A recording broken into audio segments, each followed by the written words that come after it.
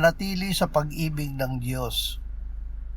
Sapagkat siya'y kumapit sa akin na may pag-ibig, ililigtas ko siya, iingatan ko siya, sapagkat ang aking pangalan ay nalalaman niya.